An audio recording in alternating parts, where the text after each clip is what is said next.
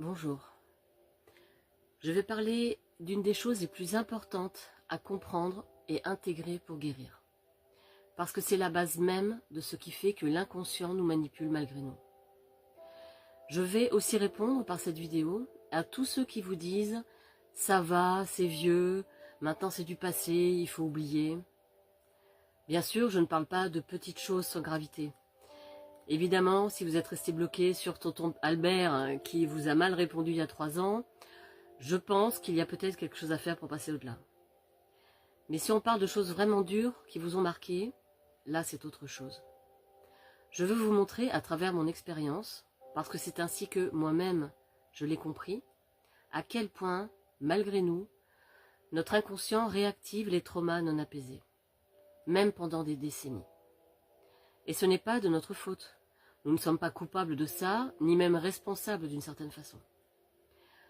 Tant qu'on n'a pas conscience de ce qui se passe, il est impossible de le travailler. Une fois qu'on a fait de son inconscient un ami, c'est-à-dire qu'on n'est plus en guerre contre lui, mais qu'on le comprend, qu'on accepte que les solutions qu'il a mises en place, même si elles sont mauvaises pour nous au final, étaient faites pour nous protéger à la base, avec ce que nous étions, avec ce que nous savions. Une fois qu'on accepte ça, et que même on le remercie pour cet effort, et qu'on lui dit « merci pour ton aide, mais aujourd'hui je n'ai plus besoin de ça ». Là, on est réellement sur le chemin de la guérison.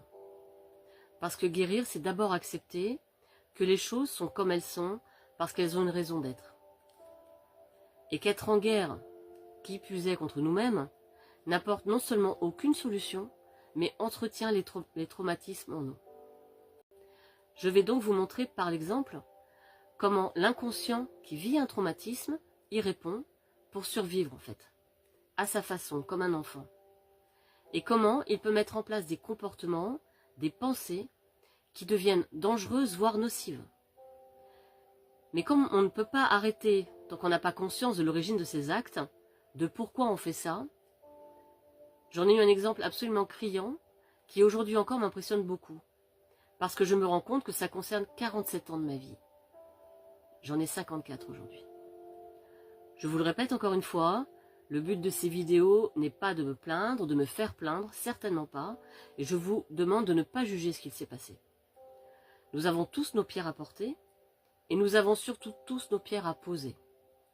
C'est en ça que je veux vous aider, pour que vous vous interrogiez sur vous-même. Écoutez votre inconscient, qui vous donnera toujours des pistes. Parce qu'il n'attend qu'une chose en fait, finalement, c'est qu'on lui dise « c'est bon, c'est terminé, on peut passer à autre chose ». C'est un peu comme s'il y avait une alerte à la bombe dans une ville qui se déclenche régulièrement pendant des années alors que la guerre est finie. Les habitants ne sont pas au courant, donc ils passent leur temps à se cacher alors qu'il n'y a plus aucun danger. C'est un peu la même chose. C'est la même chose. Il faut aller voir son inconscient. Il faut aller voir l'enfant intérieur en fait, qui est encore sous le choc du traumatisme, pour lui dire « ça y est, c'est terminé. Tu n'as plus besoin de faire ça, de te défendre, de te protéger, de te punir, etc. etc. » Mais pour faire ça, il faut prendre conscience de ce qui se passe à l'intérieur de nous. Et donc, à travers mon expérience, je vais vous montrer comment ça fonctionne. Il y a 6 mois, après un burn-out qui a fait que je me suis retrouvée sans travail, incapable de continuer ce que je faisais, j'ai rencontré la psychologue du travail de Pôle emploi. Voilà, je ne savais pas qu'il y en avait, beaucoup d'entre vous non plus, je suppose. En tout cas, la femme que j'ai rencontrée est exceptionnelle. Elle a de suite mis le doigt sur quelque chose auquel je n'avais pas du tout pensé. Et donc je lui explique qu'il y a plein de métiers qui me sont difficiles parce que il faut toujours que je prenne la défense des gens, parce qu'il faut toujours que je me mette entre deux, et que même pour être caissière, je ne supporterai pas que les gens me parlent mal, tout comme je ne supporte pas que les gens parlent mal aux caissières. Ce qui m'arrive assez régulièrement, c'est-à-dire m'engueuler avec eux en leur disant qu'il y a une autre façon de parler, et du coup, c'est moi qui me mets en danger. Et donc, elle a eu cette grande idée, elle m'a dit « mais qu'est-ce qui vous pousse à vous mettre toujours devant? Qu'est-ce qui vous pousse à vous mettre toujours en bouclier ?» Et là, mon cerveau m'a envoyé une image. J'ai vu passer le cheval bleu de mon enfance. Le cheval bleu. J'avais 7 ans et j'avais un cheval bleu en peluche avec des roulettes et à bascule. Je ne sais pas si vous voyez, mais voilà, on pouvait s'asseoir dessus. Et j'aimais énormément mon cheval bleu. Et comme la vie n'était vraiment pas simple, je voulais que lui au moins puisse se sauver. Je me disais, si moi je suis bloquée dans cette vie, si moi je suis bloquée dans cette famille, toi tu peux partir. J'avais 7 ans, hein, voilà, vous me pardonnerez. Et donc un dimanche matin, j'étais dans une grande chambre avec mon frère et ma sœur. Ma sœur avait 4 ans et mon frère avait 2 ans. Et donc un dimanche matin, alors que tout le monde dort, je prends la grosse boîte à outils et je commence à essayer de dévisser ceci, dévisser cela, en me disant quand j'ai fini, j'ouvre la fenêtre et il part dans la campagne et il est libre. Bon. Je pense que j'ai entendu les parents bouger de l'autre côté parce que je me suis vite recouchée. Et là, mon père est rentré. Il a vu le cheval, il a vu, à mon avis, à 7 ans, le peu de vis que j'avais réussi à enlever. Et il s'est mis à hurler, qui a fait ça? Et j'étais habituée à ce genre de réaction. Et j'ai compris que il valait mieux pas dire que c'était moi. Donc j'ai dit c'est pas moi. Ma sœur a dit que c'était pas elle, évidemment. Et mon petit frère, 2 ans quand même, a dit que c'était pas lui non plus. Mon père nous a mis en randonnion et il a commencé. C'est toi qui as fait ça? Non. C'est toi qui as fait ça? Non. C'est toi qui as fait ça? Non. Et il revenait. C'est toi qui as fait ça? Non. Ma petite sœur disait non, mon petit frère disait non. Plus il posait la question, plus la pression montait. Et plus la pression montait, plus il m'était impossible de dire oui c'est moi. Parce que je me disais, depuis le temps que tu te moques de lui là, il va se passer quelque chose de terrible après. Et surtout je me disais mais qu'est-ce qu'il y a de mal? J'ai enlevé 2 vis, il a qu'à les remettre. Je veux dire franchement, je comprenais pas où était le problème en fait. Et donc il a fini par libérer mon petit frère en disant bon, à 2 ans ça ne peut pas être toi. Mon petit frère est parti comme une flèche. Il restait plus que moi et ma sœur, donc 7 ans et 4 ans. Et il a continué. Qui a fait ça? Qui a fait ça? Qui a fait ça? Je me disais, à force il va lâcher, je trouvais ça tellement stupide. Et en fait, bien sûr, j'ai continué à dire que c'était pas moi, et ma sœur a dit c'est moi. Et il m'a fait sortir de la pièce, et il a massacré ma petite sœur. J'entendais ma petite sœur crier de l'autre côté. Il l'a traînée le long des barreaux du lit, elle était en chemise de nuit, donc ça a arraché la peau tout le long de sa colonne vertébrale. Bon, des petits bouts de peau, mais bon, quand même, voilà. J'entendais ses cris, et j'étais derrière la porte, tétanisée. J'avais envie d'entrer en hurlant, en disant c'est moi, laisse-la, c'est moi. Mais je me suis dit, mais si maintenant je rentre, mais là c'est bon, quoi, je vais mourir dans la minute. J'étais tétanisée, je ne pouvais plus bouger. J'étais incapable de faire quoi que ce soit. Je suis juste restée derrière la porte à pleurer. Et là, je me dis, ça a été un choc pour moi. Je me suis dit, mais en fait, ça fait donc 47 ans que je suis toujours derrière cette porte et que je crie, c'est pas elle, c'est moi. Ça fait 47 ans que j'aide les gens à traverser la route en me mettant les bras devant les voitures.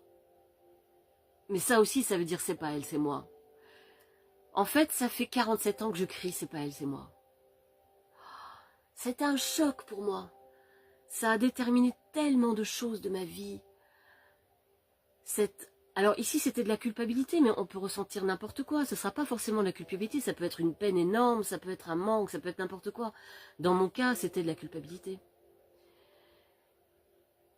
Et à ce moment-là, la semaine d'après, j'avais rendez-vous avec ma psychologue, ça tombait bien. Donc je lui ai expliqué ce que je venais de découvrir. Et elle m'a dit, et c'est ça que je veux vous transmettre notamment, parce que c'est très important.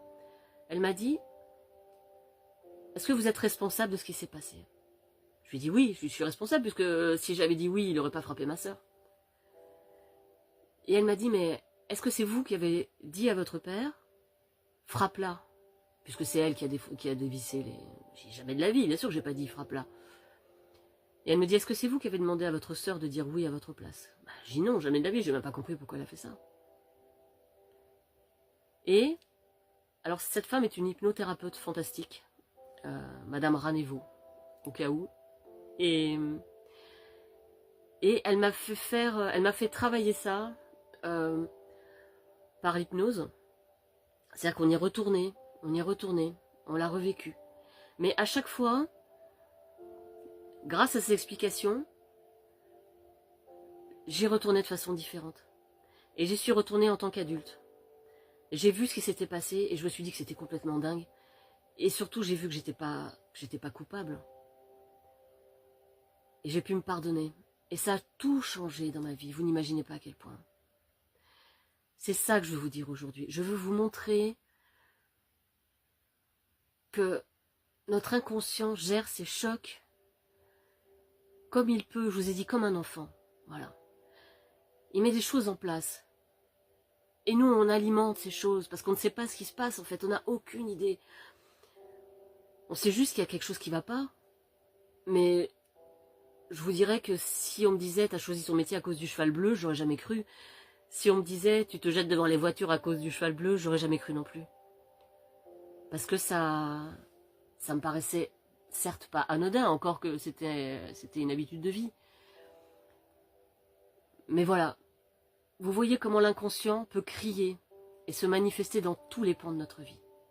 Il hurle dans l'espoir que quelqu'un l'entende. Mais nous sommes les seuls à connaître notre histoire. Nous devons aller à sa rencontre. Demander de l'aide, c'est essentiel. Mais c'est nous qui détenons la clé. Et vous voyez, mon inconscient m'a de suite, montré le moment où tout s'est passé, par une image. Juste le cheval bleu qui est passé. C'était fou, je me disais, mais qu'est-ce qu'il fout là, le cheval bleu, dans cette histoire? Et après, c'était tellement clair, en fait. Et lui n'attend que ça, il attend qu'on l'interroge. Je n'ai jamais oublié cette histoire du cheval bleu, elle est en moi comme si c'était hier, mais je pensais que ce n'était qu'un souvenir.